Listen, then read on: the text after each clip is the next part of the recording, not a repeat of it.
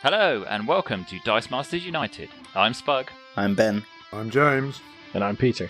Coming up in this episode, We're focusing on uncommon cards and start by challenging Spug to build a tasty team using just our green-striped friends. We'll pick over his selections, suggest an upgrade or two, and then chat about some of our favourite uncommon cards from down the years.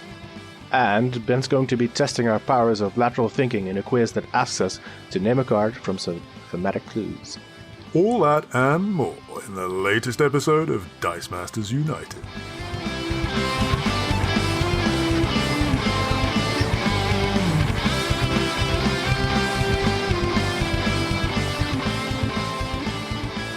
yes, so a few episodes ago we kicked off a series on rarities by challenging Ben to come up with a competitive team using just common cards, which he delivered by choosing, well, some of the most oppressive monstrosities I think you could ever hope to face, if I remember correctly, Ben, from what you picked. If you want to find out more about that episode, I think it was episode 38, so you can always go back and have a little listen. But we're continuing with that series now with a focus on uncommon cards. And this time it's my turn to come up with a team using just cards of that rarity. We're going to discuss the team I've built, mull over some of the choices, and then pick out some of our favourite uncommon cards from down the years. And there are some real beauties out there. So my challenge was to put something together from the almost 700 uncommon cards that are in the Golden Age pool. So a lot of choice, but there were some tricky decisions to be made, not least in terms of ramp, because let's face it, there wasn't very much. That wasn't very much fun. But the team that I've gone with, and I tried to avoid the real obvious horrors. I mean, I might not have entirely succeeded, but I tried to avoid your kind of Human Torches, Green Goliaths, Black Mantas, all that kind of really horrible stuff, and kind of went for a bit of a unblockable kind of theme. That was my basic idea. So my team, and we'll put a link to in the show notes to the team if you want to have a look at it. But it starts with the 1-cost Kobold, which is a 1-cost fist, who just has Swarm and says must attack if your opponent controls any adventurers. At least one adventurer must block this Kobold if able. So the idea is use the Kobolds to get some Swarm going. They're obviously very cheap, but they only cost 1, so that's pretty cool. Then there's a 2-cost Giant Spider, who's really cool. When Giant Spider attacks, all NPC dice must block Giant Spider if able. If multiple Giant Spider dice attack, the defending player chooses how NPCs block. And then he's got the global same player shield. Target character must block this turn, so he's cool. Then I've gone for a few kind of unblockable type things. So the main boy is Kal-El from World's Finest, I think. Yeah. Yes. Who's a 6-cost shield, and he says during your main step you may pay 2 shields. If you do, Kal-El dice can only be blocked by Superman characters until the end of turn. So the idea of that was that it's probably not very likely that your opponent's going to have very many Superman characters. And he's pretty beefy. He's a 155277388. Then I thought, well, he could do with a bit of help getting to his higher levels, because 155 is not that great. You'd have to do it 4 times in order to win. So I then looked at Sabretooth, who's a 4-cost fist from X-Men First Class, I think. Yep.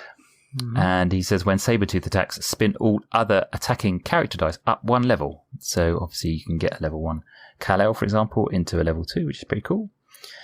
Then and then I've got some other kind of unblockable stuff going on too with Nitro from Civil War. When he's a 4-cost bolt, he says when Nitro attacks, each Nitro character die can't be blocked by a character dice with D less than or equal to Nitro's D, and he's got quite a big butt. He's a 013124245, so he can be quite difficult to stop. And then there's the Batwoman from the Batman set, who's one of those flippy characters, which is always a lot of fun. But the main side that I'm interested in is her Bat Friends side, 4-cost shield, and she says common ground. Batwoman can't be blocked if she attacks with at least 1 villain character die, and obviously we've got Sabretooth, for example, or Nitro out there as villains, so she can't be blocked if that's the case. And then finally, we've got 6-cost Hulk, who basically is just there for his global because he's got a fist pump, +1A until the end of turn. And then the 3-cost shield, the uncommon Ronin, who's just there for a bit of protection, really. While Ronin is active once per turn, you may KO a Ronin die you control to prevent all damage from one source to you or a character die you control. So he's obviously there just to help kind of soak up any big beast that might be thrown my way or something like that. So he's a mask. You said shield. Yeah. Sorry, excuse me. Yeah, I'm misspeaking. So that's the team. So the idea is to kind of buy kobolds, obviously early, try to get a bit of swarm going, and then move on to maybe a giant spider, and then basically work up to a Kal-El, and then try and get him in rotation so you can get him unblocked and doing some nasty stuff. So there's the team. What do we think, Ben? So you broke my rule about the best version. Well, yeah, that's true. That was your version, though, not my, not my rule. You imposed that on yourself. I did, yeah, because obviously the super rare Ronin is. I mean, in most instances, I think there was one niche instance where the uncommon was better, if I remember. Yeah. There was some reason you might use the uncommon, but in basically every circumstance, super rare is better. But I actually quite like it here. As protection for the kobold, because you're gonna. Yeah. One of the problems with kobold is that he stays out there, and then he's easy. Like for example, someone could use the giant spider to force him to block. Yeah. An attack with a sidekick or something. Yeah. But the Ronin can kind of soak up that damage by clearing. That's right. Yeah. So it's quite a nice little combo. And then the Sabertooth is similar to Scott Hall. I think that kind of ability to spin up, it's a bit like the Hawk Girls as well, I remember. The ability to spin up characters is very, very useful, especially when it's one-sided and it comes with decent stats, as it does. I think it's a good little list, a good aggressive list, I suppose. Maybe there's too many 4-costs that are unblockable? Yes, that's probably true. I probably one possible change. I mean, we can talk about changes and stuff, but one possible change is to remove one of those 4-cost unblockables to put in another uncommon, but a staple from days gone by, which is Doom Caliber Knight for his global, where it says pay a fist and your character dice can't be. When you attack, your character dice can't be targeted by globals, just to stop any sort of distraction or blink back kind of globals for things like and you can't pump them. Well, you can do it before, though, can't you? Yeah. So, if you get didn't, because screw Doom Caliber Knight. But that global is the worst. And it's coming back, so... true. What's it coming back on? Remind me, where's he... Where are we going to see it? The Gladiator? Gladiator. That's one of the versions. They all have different things, right? This Kal-El is pretty interesting. I don't know if I've ever seen anyone use that. But, I think he's cool, I suppose the thing with the problem would be his fielding costs are 1, 2, 3. Yeah. And then you have to pay 2 shields. Yeah. Yeah, he's pretty expensive. I mean, my thinking was that you've got the kobold... So you hopefully get some decent ramp going on. There is also the Queen Grabstab uncommon, who's another 4-cost, but she's the one who, if you get her out, then every time you draw an extra die from Swarm, you can draw another die. So very good. If you manage to get those out, but it's just too many things, you can't. Hang on, let me purchase 4 of these 1 costs. Exactly. One of these 3 costs to protect the 1 cost that has to stay in the field. A giant spider or 2, so I've got enough shields to pay for Kal-El's global. Kal-El and Queen Grabstab. And possibly another 4 cost. Yeah, I kind of thought you might say that. Out of interest, why did you include the giant spider? Well, apart from it being a really good card. Well, it's partly to go with the sort of unblockable theme in a way, because he's he can suck any NPCs if you want if you wanted to send something, other stuff through, if they only had, for example, sidekicks in the field for whatever reason, that could, a giant spider could do that. And then it's just also partly potentially for a bit of removal with the global. Because obviously you can use the global to because the global knock stuff out. Because of the nature of how things not being able to block versus they must be blocked. The actual global doesn't work against unblockable. You can't use it to get around the unblockable thing. No, that's right. Yeah, and it kind of fizzles, right? Yeah, exactly.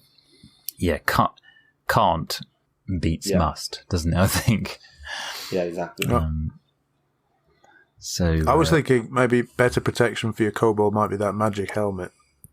Just pop one of them on the one that stays in the field, and it's a 2 cost which says equip, and weirdly kobold has the equip icon, which is more prevalent amongst adventurers and stuff, I think, but not exclusively. Yeah. No. And this equipped character cannot be affected by your opponent's action dice or character abilities. But it doesn't help against the global. That's why I think maybe I'd take the giant spider off. Yeah. Just because that seems like because that is the biggest problem with Swarm, right? You have to keep your character in the field. Because the more characters you have to keep out to ensure you're swarming, the less die you have to swarm with. Yeah, exactly. So, yes. I think the giant spider's another team with Namorita. Yes. Yeah. Yeah, Peter, what thoughts have you've been a bit quiet? What thoughts do you have? The giant spider might be a bit tricky with that global, although it is a pretty cool car. But there are various other uncommons that would work very well with it. Among the Namorito among them, but also with that global, you have that Captain America chemistry project. Yes, that one likes to be blocked. And I suppose with the actual card, that uncommon Black Widow from Infinity Gauntlet, that can only be blocked by NPCs or sidekicks, and then all the sidekicks have to block Giant Spider, so then she can't be blocked. Yeah, that's true. Yeah. With that, wait, what do you think about that? So so she can only be blocked. Okay, I think that should work. Yeah. But because there's the whole, what was the weird angel? The angel one that couldn't be blocked unless all shield characters were blocked. And then there was a Namor that couldn't be blocked if you attack with 2 things. So if you attack with Namor and that you couldn't block all shield characters, therefore you couldn't block Angel, but that was ruled against. I remember that. Yeah, but it's a different situation. Yeah, maybe. I think the wording's a bit clearer on the new cards. Yes, are you talking about the one that says when Angel attacks from Uncanny X-Men, when Angel attacks, all other shield characters must be blocked before Angel dice can be blocked? Yes. And then if you get an unblockable shield character of any kind and you attack with both of them, then the Angel couldn't be blocked because it'd be impossible for you to block all the shield characters. Yeah, that fizzles. But this is different, isn't it? If you're just collecting up the sidekicks with the giant spider and then attacking, I suppose so. Simultaneous attacking with the Black Widow. If he's got no sidekicks left, then she can't be blocked. No. Yeah, no, that's a nice little shout. What do we think about in terms of basic actions? Obviously, I haven't included any basic actions yet. I was thinking that one would almost certainly be Resurrection, to be honest, just to give a bit of a bag reset on turn 2. To try to get an early kobold and a bit of bag management. But have we got much in the way of thoughts? The good chalkboard, the Rip Hunter's chalkboard with the global, was there an uncommon with that global? Because you might be better off putting that. I know the chalkboard did not have the... I think it might be the common and the rare. No, exactly, yeah. I think with chalkboard it was only the common and the rare, weirdly. So yeah, you probably want to get the kobold out turn 3 at latest, right? Yeah, that's right, yeah. But the prep global kind of works against Swarm because you end up prepping... Well, I don't know about you guys, but in my experience, what happens is you have a die prep out, a swarm, and then you prep like 7 dice into your bag, and then you put out the one that has swarm every single time. Every single time. That is very true. Yeah, that is very true. Yeah. The one the time other you don't want to pull classic thing to do would be to shove. You have the Hulk for the global. Yeah. Fist pump global. The classic thing to do would be to shift up the that global into an action card. So anger issues or something. Oh, right. Yeah. And then you have another space. And then if you're going to do that, you could always, I mean, I don't want to get too spammy here, but there is an uncommon morph which triggers basic action. Uncommon morph is Change of Heart from X-Men First Class. When fielded, you choose a basic action card. When morph attacks, you use the double burst version of its effect. So you could, with anger issues, field morph, name anger issues, and then when morph attacks, you can use the +3 and give something Overcrush, which would work quite well for... Yeah, that would, yeah. A lot of these cards. Oh, no, does more sorry. It's only the double burst side. It's only if it's got a double burst. Does anger issues not have a double burst? No. Could you, in the interest of ramp, use morph with the, just to be slightly less spammy maybe, but the Kevin Owens show? I was thinking Dan has been using that for some interesting ramp. It says swap a die in your use pile for one of your unpurchased dice that costs up to 2 more. And on a burst or double burst, draw and prep a die from your bag, in addition, presumably, to what went before. So if you had morph, you'd be drawing and prepping a die, and you could be swapping something, a 4 cost in your use pile for your Kal-El, or a 2 cost up to a 4 cost up to a 6 cost. And it's cost 3. I mean, it's an investment. Yeah, I think that Kevin Owens show is quite fun, actually. I've used that in a team or two. If you've got a nice little purchase curve of sort of 3 to 5, maybe to 7... it can 2 be to 4 to 6 in your case. Oh yeah, but the thing with it, you want 3, 5, 7 because it itself costs 3, and you can do it with the die itself. Can't you? Yeah. But it's not rampantly competitive. But then I think it might be quite good for this team. Yeah. I mean, certainly. I mean, when I was building this team, I wasn't trying to build like a world championship winning thing. I was trying to build something a little bit that I would quite enjoy doing, and would be fun to play. But wouldn't be ultra kind of cheesy or spammy. I really like that Nitro and the Batwoman. They were both. I mean, one of the things I don't know about you, when I was building the common team, one of the things I found was you kind of shift towards what was really good in draft. Yeah. These are the cards, and that Nitro was certainly quite good in draft, and the Batwoman as well was really good. Yeah, the common Batwoman was good in draft, but the uncommon was also really good. Yeah. And the ability to kind of choose what side she's on, depending on the situation, is pretty neat. Yeah, that's true. And I mean, I guess part of the reason why those sort of things are good in draft is anything unblockable usually is good in draft, isn't it? Even if it's only anything that can be made unblockable is good, because there's often your opponent won't have the tools to deal with stuff that does tricksy things like that. Interesting shout, maybe. I don't know how useful it would really be, but the Nitro, Batwoman, Kal-El all have fairly and Sabretooth all have fairly substantial fielding costs. Yeah. So is it Might of the Astartes, which makes your characters free to field? 1 less to field? Oh, yeah. And your opponents 1 more to field? Mm-hmm. Yeah. Something like that. Something to reduce the fielding costs might be interesting. Yeah. Especially if you're attacking with unblockable all the time, they're going to be cycling. So you kind of want them cheaper to field than as cheaper to field as they can be. So you can pumps and stuff. Yeah, because I can't use, obviously. I don't think that reboot Gilliman obviously is not available because he's a fixed thing. He's the one who says pay 1 shield. The next character die you field is free. But the Might of the Astartes, until the beginning of the next term, character dice cost your opponents 1 more to field, and then on the burst or double burst side, also character dice cost you 1 less to field until end of turn. But yeah, those fielding costs are quite high. Certainly, if you get it on the big side, then that does make it a bit tricky. But I think the thing in general with unblockable teams is the best ones sort of filter themselves to the top, and then never really. I'm thinking of the Two-Face Double Deal, which is an uncommon. But there's also the obscure. What's the new obscure one?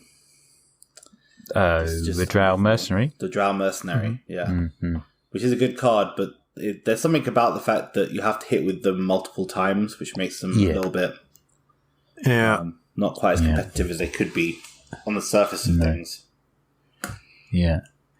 Drow Mercenary is pretty good. Drow Mercenary is quite cool if you pair him with something like, if you make him an Avenger and then pair him with Avenger's ID card, because then he gets +2, and you can get him up to about sort of 7 attack or something. So, there's also tricks with the Two-Face Double Deal, wasn't there, with the force blocking and then using like Cone of Cold to pump, which might be a good shout for yours. Although maybe not, because it has to be blocked, doesn't it? Yeah. Oh, the one that would be good was the Outsider Global, which gives +2 attack. Parasite and Outsider. That'd be a good one. But the Parasite's out because it's a campaign book. Yeah. It is, yeah. On the subject of fielding costs, if you've abandoned Ben's rule about picking the best one, you could have the Uncommon Constantine while active. He's a 2-cost shield, so he helps. You could replace that spider and give you your shields for Kal-El. And you may name a character before you draw. If you draw and roll that character this turn, you may field it for free. Oh, right, that's interesting. That's quite fun, isn't it? Pick out your spider, put that one in. Yeah. Get Constantine Con Artist from Justice League. Yeah, I think that's what we talked about this a little bit last time. But sometimes it's a little bit like the Ronin, I suppose. They're so good anyway. I mean, they're only really outshone by cards that were like almost unplayable. That's how they were so good that they sort of shouldn't have been allowed all the time. Yeah. One other thing that I just thought of, which I don't know, maybe I need to look this up properly, but the Red Tornado, there's an uncommon one which kind of lets you pull through more dice. Oh, yeah. Would that work with Swarm? Most horrible fielding cost, isn't it? He does, but would he work with Swarm? 1, 2, 3. If you work with Swarm, yeah. Well, he says, while Red Tornado is active once per turn, if you drew 3 or more sidekicks during your clear and draw step, you may put all the sidekicks into a used pile and draw 4 new dice. Yeah, why not? So they do count. So that would be a really good way to kind of keep that. We're talking about the Queen Grab Stab. But this kind of might work just as well. Although, like James said, 1, 2, 3 fielding costs. Oh, that is brilliant. That is criminal, isn't it? Could you do it with the Uncommon Cosmic Cube if we're, again, not going for top level? That has very similar. Is that the discount one? And no, it's the one that draws through. You discard stuff, I think, isn't it? No, that's the common. Oh, is it? I like that Red Tornado so much, I got it signed by Eric Lang. There you go. Did you? Top tip. Yep. Yeah, I used to think it was the bee's knees, but it was really hard to make work. Yeah. Definitely one they've refined later, haven't they? They've kind of worked on that kind of ability. And with like the common Cosmic Cube. And then there was also Rip Hunter. Rip Hunter. Oh, yeah, Rip Hunter. He might be uncommon. No, that's a common. That's a common one. Oh, yeah. The uncommon lets you spin a die to a certain level instead of rolling it. They were, that's right. Yeah, they kind of refined that ability, but it was really good, and would be interesting to see with this kind of Swarm team. Yeah, it'd be cool. Yeah, jolly good. Well, there's my little team. I think we should probably wrap up that discussion there. Oh, we didn't go with another basic action. I think probably Resurrection, and I think maybe Anger Issues, and then the freeing up a space on the team is actually quite a good idea, Ben. So maybe I would do that because I'm unlikely to use that Hulk as a thing. So maybe swapping in a Constantine, or then maybe you could go Doom Caladite if you're feeling a bit evil for that global. But that's good. All right, well, we'll round up that little discussion there, and hope that was interesting. We're now just going to move on to talk about a few of our favourite kind of uncommon cards from down the ages. What kind of ones stand out, James? The kind of bubbling on the top of your list, the greatest uncommon cards to ever have graced James's mat. You came straight to me. Well, there's always Alfred, obviously, but Alfred. I've probably said enough about Alfred in the past that we don't even need to read his text. In fact, I've permanently added his text to the show notes, so there's really no. You've had it tattooed to the back of your. Well, I don't know, the back of your something, haven't you? Indeed, the back of my everything. Well, I think we mentioned one of the things which Zach liked more. He played it quite a lot more than me, and that's that Captain America chemistry project. At the end, I don't think we read the text. We didn't. So at the end of your attack step, if Captain America was blocked but not KO'd, he deals damage equal to his attack to target opponent. Yeah. He's 2 for 5, so you don't really want the lowest level, and you want to pump him with, and this time you can use Cone of Cold because you do want him to be blocked, and you could use the Giant Spider. So it's sort of the opposite of unblockable. And then you can use Blink Transmutation or Static Field or whatever distraction to pull him back, so there's very little chance of him getting knocked out, so he definitely does his damage. Yeah. And there's another one similar to that back in Yu-Gi-Oh, right? That Obelisk the Tormentor, Fist of Fate. It's the same sort of thing. If blocked and not knocked out, deals damage equal to its attack to your opponent, and his attack is 6, 7, 9. 9. But he does cost 7. He is a 7 cost, yeah. But he's pretty good. That's the sort of 7 cost you want, I reckon. Yeah. And maybe one other thing I would mention, I mean, it's the obvious sort of low-hanging fruit, is Black Manta Deep Sea Deviant. Oh, yes. Now, maybe I can find his promo card, because they reworded his text to make it a bit clearer, didn't they? So let me just pull that up. If I could even spell Black Manta. Basically, he's got a special kind of retaliation, which for every villain character of yours that gets knocked out, you do damage according to the number of villain characters you have on your team, right? Yeah. So if or not that you have active. Retaliation. If one of your villain character dice is KO, deal 1 damage to target opponent for each of your different active villain characters. Yes. So that could add up pretty quickly. And we talked about Malekith Uncommon, who makes all your psychics into villains. Villains, yeah.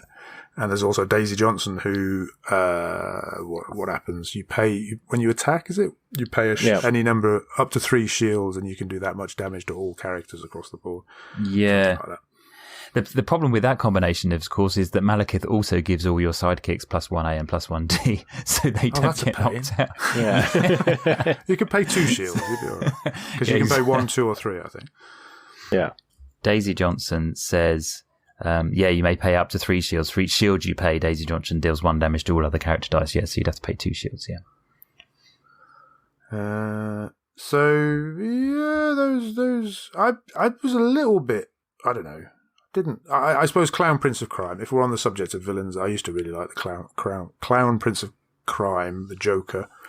He's a 5-cost shield with a villain affiliation who says, when fielded, choose an opponent's character card, cancelling all previous choices. Your opponent cannot field that character while the Joker is active. He's the same as the Loki from, I guess it's from AVX, but with slightly worse stats. But he's not a rare, so he was much easier to get hold of. Yes. And he's been since, I think the rare blobbers sort of replaced him, but that's a good one on an uncommon card, I think. And now rare Drax, of course. Yeah. It would be very, very funny to play all 4 in one team. Just get all 4 out and your opponent can't field 4 of their characters. You're not doing that sometime. I would like to try that sometime. That would be very amusing. Yes, probably not for your opponent, I would venture to suggest. Do that against your housemate, maybe, if you want him to move out.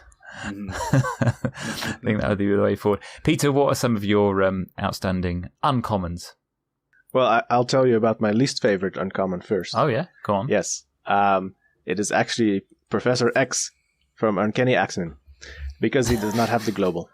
So, yeah, when I started out playing, the guy that taught me, he was all hyped up about Professor X, and he's like, yeah, it's an Uncanny X-Men, you should buy that. Oh yeah, I bought a few packs, and then I had a Professor X, and I was really excited, and then it didn't have the global, so that was crushing.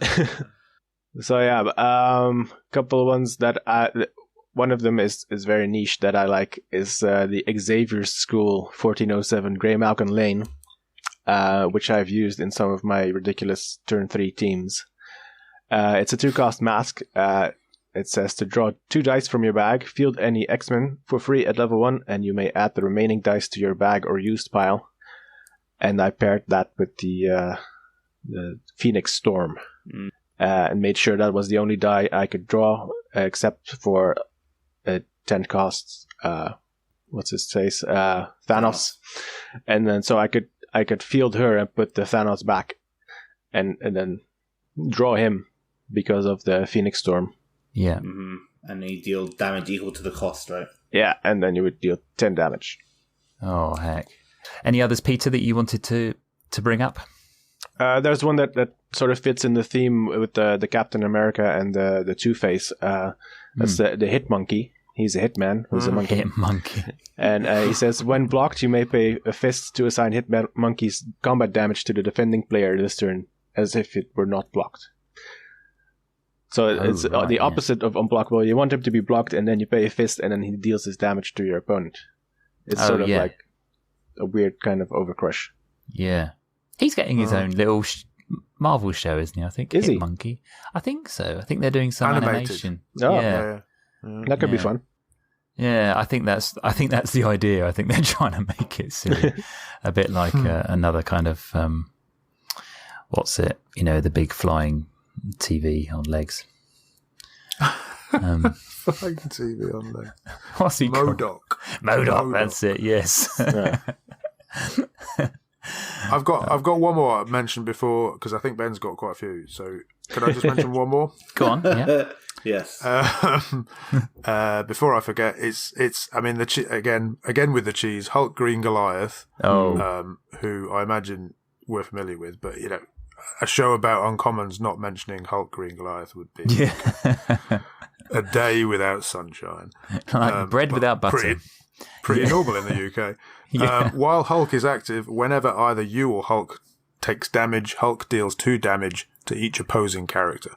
And on his burst faces, which is sides 1 and 2, he deals 3 damage instead. And obviously he's got big hulky stats.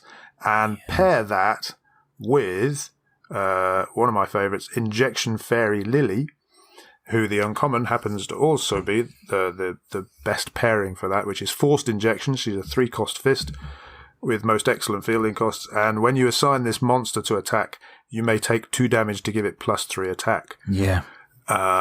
So you're taking damage, which means that's going to trigger Hulk and, you know, possibly clear their board.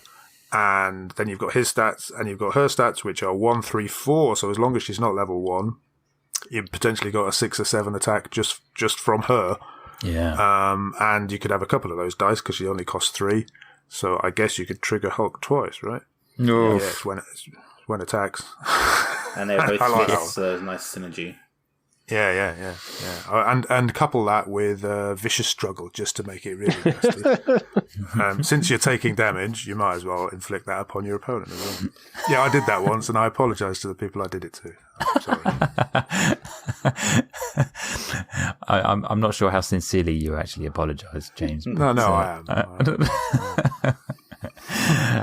am. Good. No, that is actually a pretty brutal combination. Ben, what things did you want to bring up? I mean, I have a top 5, obviously, because I might like. Oh, of course you do. But before I do them, I would like to, going along with the Hulk, a nice segue is it was pretty bonkers how good the uncommon versions of the starter cards in AVX were.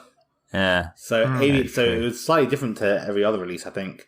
AVX came up with a starter pack, which was 3 common cards, but then all the other ones, there were 4 cards of each of the starter characters, and they were all uncommon, which was kind of unusual. But there was a Beast, which was great, a Captain America, which was really good, a Hulk, which we just mentioned, a Spider-Man, which was really good, a Thor that got +4 for every fist character your opponent had, +4 attack, which was crazy. The Storm and the Human Torch are up there with Hulk as some of the best cards in that set. So they were all pretty bonkers. They were, yeah. So there was those characters. There were 3 that came in the starter set, wasn't there? And then there was one kind of uncommon. Yeah, so if you never got the starter, fly around in the starter was kind of hard to find initially, anyway. So you used to buy the booster packs, and you could only get the uncommon version. So it's kind of hard getting any kind of dice for them. Yes, and then they had Max 5 to boot. But like all of them are really good. There's also Cyclops and Doctor Strange. If you mentioned them. No, they weren't the starter characters, but they were also really strong. No. Yeah. They were uncommons. Like if looks could kill. This is the one that has like breath weapon. Yes. Yeah. Very nasty. So good. Yeah. When Cyclops is assigned to attack, before blockers are assigned, he deals his attack in damage to each opposing character. He is a 7-cost bolt, but he's got a 1/4/2, 1/5/3, 1/6/4. So 6 damage across the board is gonna be pretty catastrophic for most fields, I would say. Yeah. Shall I get to my list, my quick list? Please do. I'm sure you put it in alphabetical order as well. No, not alphabetical order, but in order of the impact they had on my Dice Masters playing. Okay. So they are the first one is anyway. The first one was the win condition on my first ever WKO winning team. So. Oh, right. What was that? Iceman Mr. Freeze. He's from Uncanny X-Men. And he said the first time each turn you field another character, Iceman gets +3 attack. Yeah. Which doesn't seem a lot until you realise there's an Ant-Man that could flip his stats. So he's suddenly a 4/2, 6/3, 6/4. And then on top of that, he can get +3 attack. So he's either a 7/9/9. And he was just a great one to kind of rush out quite quickly. Use the Ant-Man global. I really liked that card, and it was a lot of fun. That's another card I have signed by Eric Lang. Are you been stalking Eric Lang? No, just I bought a bunch of. I was like, what obscure cards can I get signed? Because I don't want to get like cards that everyone was getting. Everyone's getting the Hulk and the Storm and the Human Torch signed. So I wanted some weird stuff signed. I think the next one is Mystical Elf, which this is probably maybe one of my favorite cards ever. Maybe Danny Moonstar's probably usurped it as my favorite. But this one has so many good things about it. It's a 5-cost shield. Has a defense pump global. Some great stats, 0/24, 0/25, and 1/3/7. Another good flippy one. But when this monster is knocked out, gain 2 life and move a die from your use pile to your prep area. And with the Blue Eyes, if you can get her out, she's a bit expensive at 5, but with Blue Eyes, where you could KO anything to reduce the price, you kind of gain so much life and then prep loads of dice. I really like playing with this card. It's a lot of fun. Oh, yeah. Yeah, that's from Yu-Gi-Oh! From Yu-Gi-Oh!, yeah. Yeah, a real blast from the past. I like that one a lot. The Purple Worm was very good. Oh, yes. And just another great beastie. Has Overcrush, and when it's assigned to attack, you can knock out a character, and you deal that character's level to your opponent. Yeah. So you can KO a big defender, which is level 3, and then also deal that damage, and then also deal Overcrush. It was very hard to deal with. He's brutal. And he's obviously very big. I mean, he's a 7-cost fist, isn't he? But he's got very big stats, obviously. And actually, he's good. His fielding costs are really great because it's 1/5/3, 1/6/5, 2/8/7, which is nice. Very nice. And then another D&D character is Dragonborn Sorcerer. We talked about this, I think, on the Baltiest Bolt a little bit. But he has a bunch of stuff, experience and attune. But also, while he's active, when your action die deal damage, they increase that damage by 1, effectively.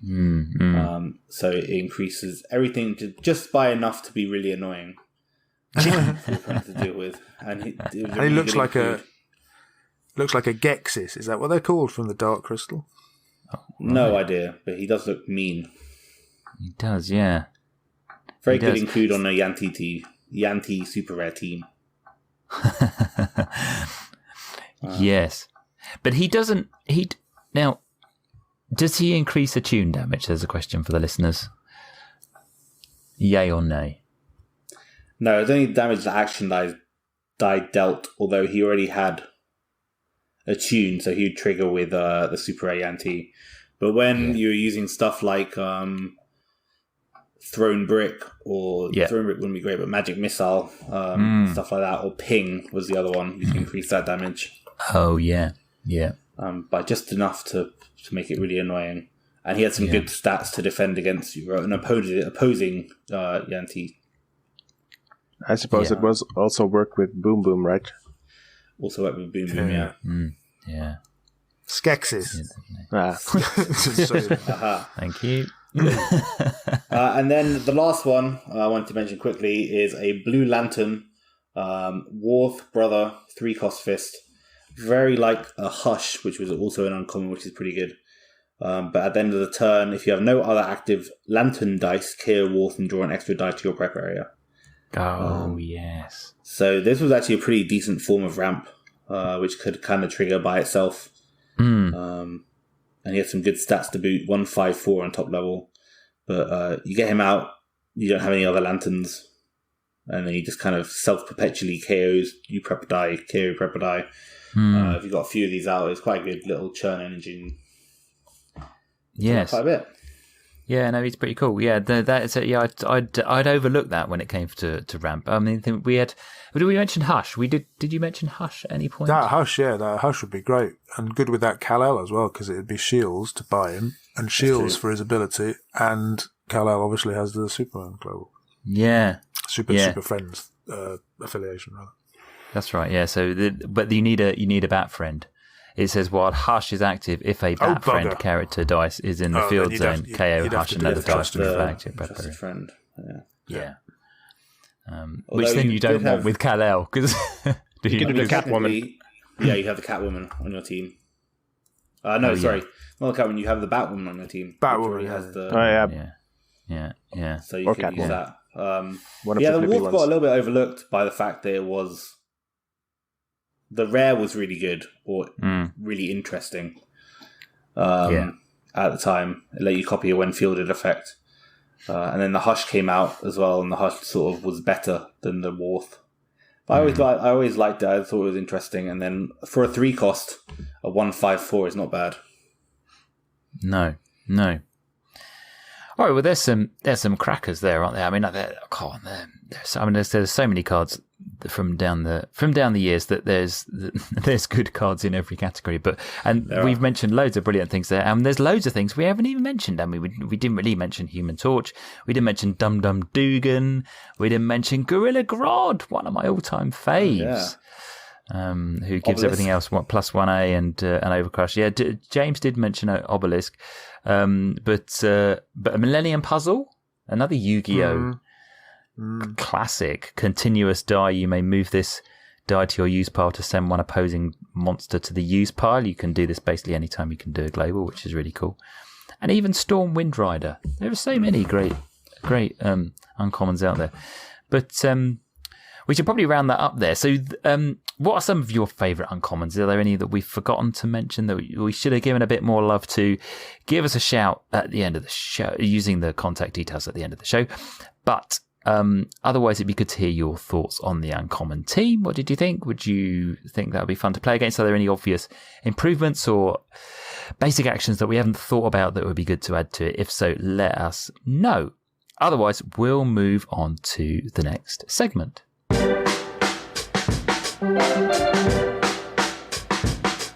Okay, well now it is quiz time, and Ben has been beavering away putting together another fiendish quiz, and I'm not quite sure how this is going to go because it's kind of a new segment for us in terms of a new approach. If we're not on Ben's wavelength, this could be very slow. But Ben, why don't you introduce the quiz a little bit and explain to us and the listeners how it's going to work? Okay, so it was like 5 a.m. and for some reason I was awake. And I was like, oh, this is going to be a really good idea for a quiz. I can... It was just after we recorded the Boltiest Bolt segment. I was talking maybe about Orc Boys being a very thematic Bolt card because they were like fiery and that's red from Magic. But I realised in my head I've always kind of had these little stories I tell myself when I'm playing Dice Masters. This is so embarrassing. All right. Little stories I tell myself when I'm playing the cards to make them a bit more thematic, because Yeah. it can be quite a dry mechanical game at times. So Yeah. I always had like little weird things. So I thought I'd share them with you people. And, Nice. make it into a quiz by giving you my little. When I read the card text, this is a little story I tell myself of what's happening to make it make thematic sense. This could go horribly wrong. And then you guys are going to guess the name of the card. Excellent. Good. Well, I think we are okay. You hadn't. You came up with some kind of example, didn't you? I think I did. you offered My to us. example was good. I think at 5 a.m. Yeah. Well, it seemed good in my head anyway. The ones I've got today are maybe less so. But so for illustration, this character is improving his students by giving them his wisdom, and with a little bit of extra concentration, he's also ordering those out of class to get back to their studies. It's very good. See, and we've talked about him. Clearly, Professor X. Yeah, Professor X trainer. So he obviously gives the characters sidekicks +1/+1, and then you can use an extra bit of wisdom, your masks, to make sure the ones in your use pile go back to their prep area. So that's kind of the idea. We'll see how it goes, I suppose. We're not going to be too strict with any kind of scoring, but I have 10. We'll see how far we get, I suppose. Cool. And they're all fairly well known, I think. Good. That would be helpful. So, okay. Number 1. This item has been left on the ground. If anyone other than its owner tries to mess with it, it'll impair them. Oh, right. Wow. I mean, I can think... thematically, I think I can think of something that works for that, but I'm not sure how it relates to Dice Masters exactly. Oh, unless it's a trap. Oh, that could be interesting. Could be. Have you boys got any ideas? The ground is foxy. I mean, it doesn't have to necessarily be left on the ground. It can be left on a shelf. It can be left in lots of places in his lair, I suppose, or wherever, his factory or wherever you are. Oh, because I immediately thought of Mjolnir, but I don't think that's the right answer, is it? No, I would focus more on the impair part. Ah, right. I guess. Oh, heck. Is it to do with fruit? It's like a cryptic crossword puzzle. Okay, maybe it's not going to be as easy as I thought. Basically, okay. I just find it kind of weird that this can be used. It's a continuous action. Yeah. That can sometimes be used by the player. But it's weird that kind of you leave it out there until it's ready to go, and then it will, stop a character from working. Is it the cold gun? Oh, it is the cold gun. Well done. Peter. Yes, nice one, Peter. Yes, Yay. cold gun. I always think it's funny because you just leave it. It's kind of like a trap that you leave around. But why is the gun just like on the floor? Yeah. It's a remote Very controlled. Nice. I suppose so. 1 point to Peter. Well done, Peter. Okay, number 2. This one, okay. As characters run past them, this character sits around throwing elemental projectiles and being a bit of a annoying person. Elemental projectiles. Mm-hmm. So as characters run past them, this character kind of sits around just throwing around. I can be specific about what element, but I thought that'd be too easy. But maybe we need to get a bit more easy, I suppose. Yeah. Yeah, for weird. Heck. Elemental, like you mean like fire or wind or... I do mean like fireballs, yes. Ah, right. So, Human Torch? Yeah, Johnny Storm, yeah. Ah, yes. Yeah, that always annoyed me because I always had it in my mind. What's the running? The other characters run into the field past him. So other characters are doing stuff and he kind of just sits there being like, oh, you've come into the field. All right, I'll just chuck a fireball now. It's just, I always found that very funny that he would kind of be in the field, and then as soon as someone is fielded alongside him, then he throws the fireball. He flings something. That's true. Actually, yeah. You field the character, and then he decides to fling a fireball. Yeah. Why? Not before. He's showing off. Isn't he? I think he's probably got like attention issues. He likes to. He sees somebody else arrives and he thinks, "How can I get the attention back on me?" So he chucks a fireball. Exactly. I think he likes to be. Guy. Yeah, exactly. Oh, good. That's why I honestly, that's kind of why I really hate that card. I really find that card very annoying to play against. And it is because, like, why is he doing damage when a sidekick gets fielded? It doesn't make sense. Why is he only throwing the fireball then? Okay. It doesn't make sense. Anyway, this is okay. Number 3. Finding a weak spot is crucial. When you work out what it is, all it will take is a little ping to KO the opposition and turn the tide in your favour. All right, to KO the opposition. James is just looking at me like I'm just... Is it Staff of the Forgotten One? It is not, but very similar to that. A bit more obscure than that, maybe. It's a basic action. Say it again. So you find a weak spot. Finding a weak spot is crucial. When you work out what it is, all it will take is a little ping to KO the opposition and turn the tide. Is it Danger Room? No, it's a basic action. No, those also work. To be fair, Stuff's got one. Okay. It's that other one that works with the wizard dude. What's it called again? It was from Justice League. It might be from Justice League, and was reprinted in another one. Gordon Barrett. It's one word, and it's a person's weak spot is a Achilles heel. Begin with V. Oh my days! Yes, please. A vulnerability. Oh, right. Vulnerability. Funny. That I never would have got that. So what does it do? It renders everything pingable. Dies when it. Yeah. pings? So if you name a character, and if that character gets pinged, they get KO'd, and you pref a die. It's pretty good. I like it a lot. It works well with that blue dragon.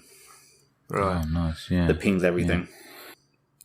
Yeah. But Stuff of the Forgotten One does the same thing on a wider scale, I suppose. Yeah. Yeah, and there's that other basic action that also. But what is that one? Is it from Warhammer or something? Yeah, I think so. Yeah. It creates a game state where if somebody gets hit by anything, it dies. What's that one called? Bloody hell! Somebody Google it. It's a forecast. Warhammer basic actions.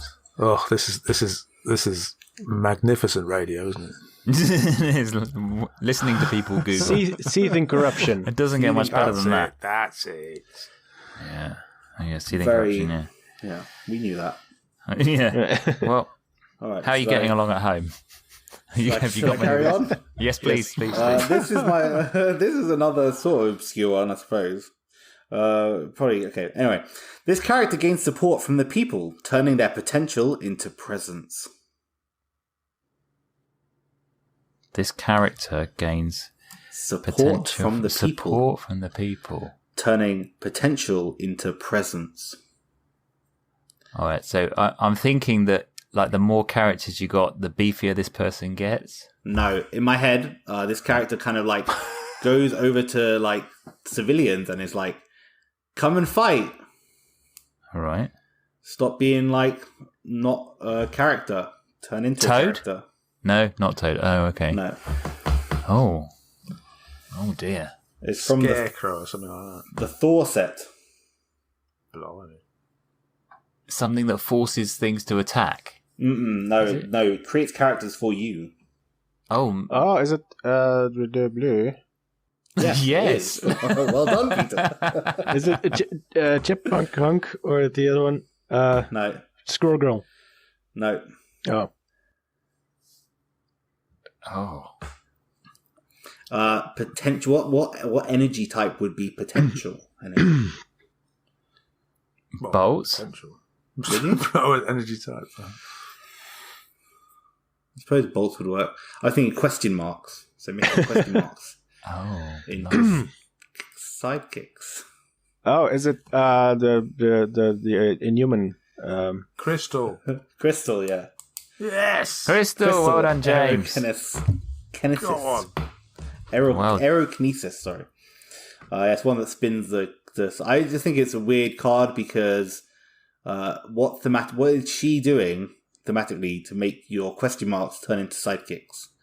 And in my head, she walks over to like people who are just kind of standing in the background, confused about what to do, and makes them come and fight.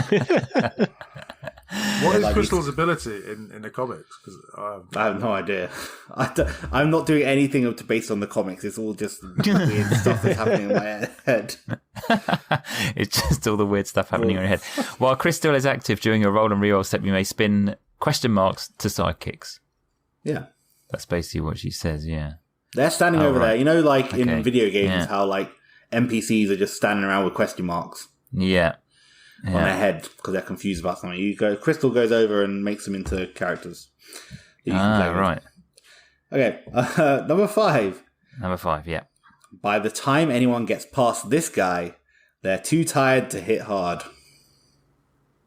All right. So that must be something that when something's fielded, it gets like a sap kind of effect. You know, it loses some of its attack.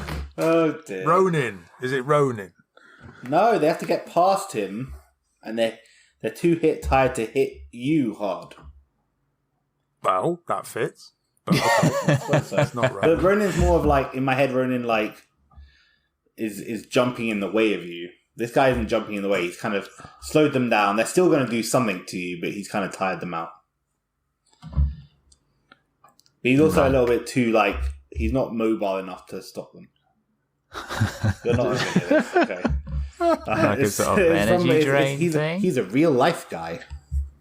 He's a real life guy. He's a real life guy. Wow. What set has real life people in it? The Wrestlers. Oh, wrestlers. Wrestlers, yeah. Right.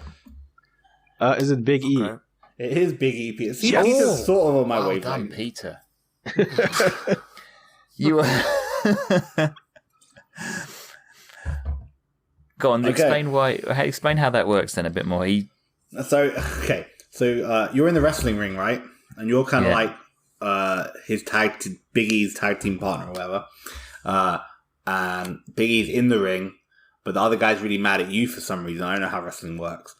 But the guy has to basically run past Big E to get to you. But Big E kind of slows him down and tires him out. So he does get round him eventually, but can only hit you for 2 damage instead of... So that... I like that it doesn't matter that you don't know anything about wrestling and you don't link it to the comics at all. That's nice. That's good. Entirely self-contained. You're presumably referring to the while Big E is active, any combat damage to you that is more than 2 is reduced to 2. That's all. Yeah. That's the Big E you're talking about, yeah. Powerlifter, the other versions. isn't it? Powerlifter's physique. Yeah. Okay. Excellent. Okay, let's power through. Let's do it. So this character is in charge of the armory, and they're just throwing out weapons to everyone on the team.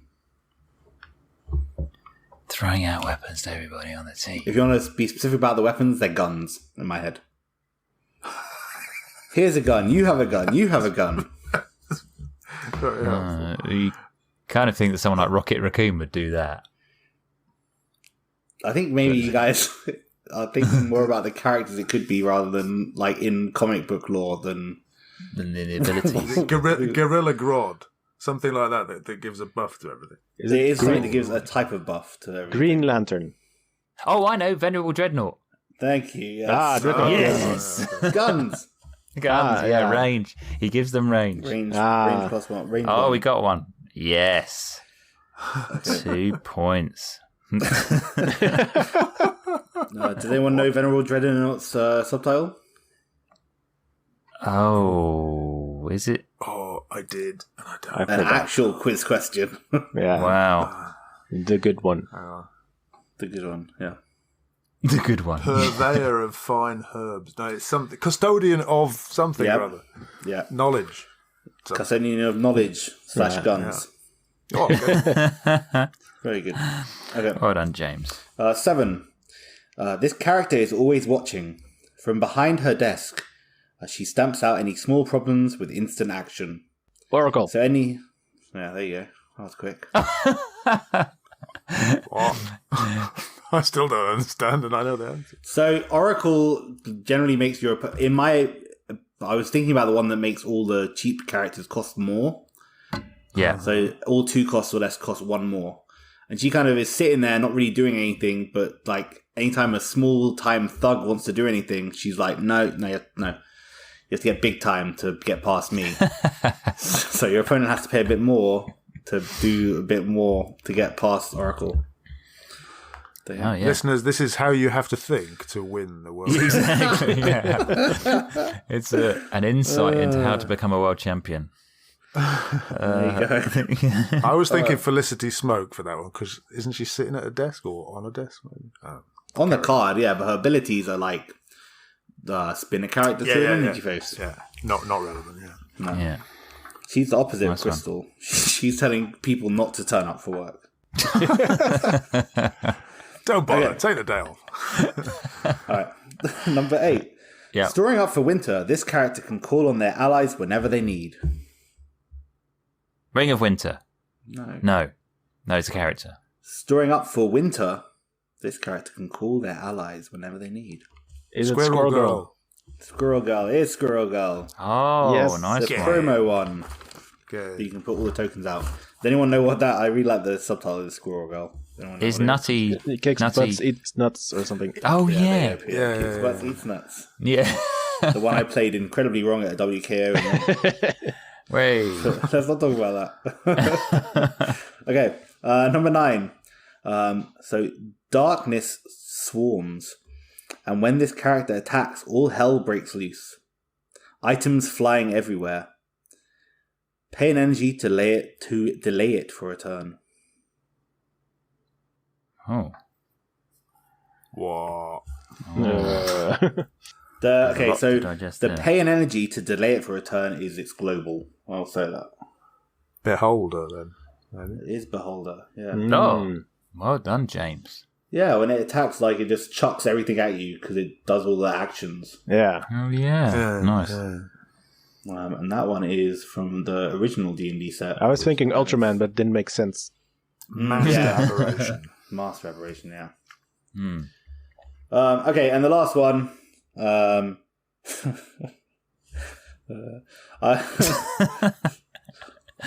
Okay, I wouldn't say it's healthy, but once in a while it'll do you okay. Get some fortitude, and you can have a little extra. Oh. Is it like a chimichanga thing? It's sort of like a chimichanga thing. Pizza. It is pizza. There you go. Yay! Yes, that's the one. The one cost.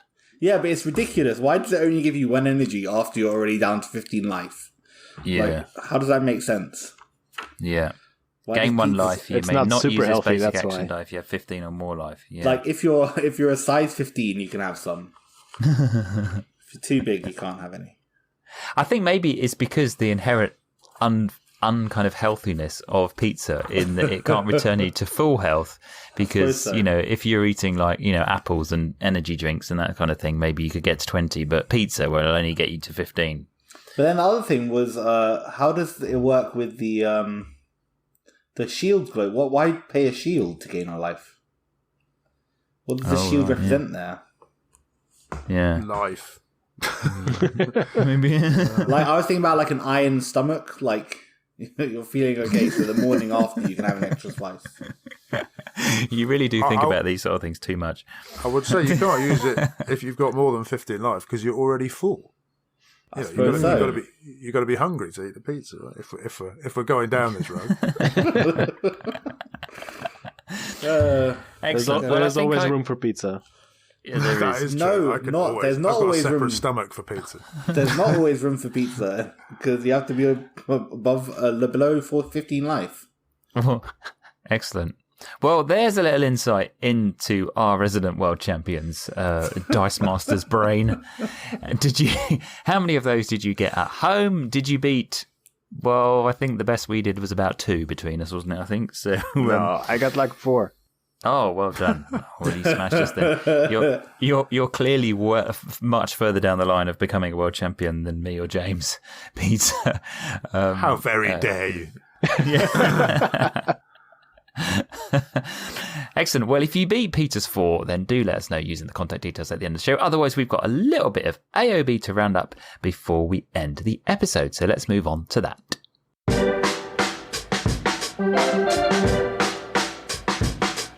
Okay, a couple of things that we should mention before we finish is that we haven't talked about the bulkiest bolt. In the last episode, if you heard it, we had our bulkiest bolt discussion. We put forward our suggestions and then we started running a poll on the Dice Masters Unlimited Facebook page. But for logistical reasons, we've had to record the podcast earlier this time around. So there hasn't been actually hardly any time for the poll to run.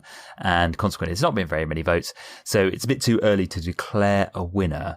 So if you haven't voted yet, then do find that on the Dice Masters Unlimited page. Do go and cast your vote.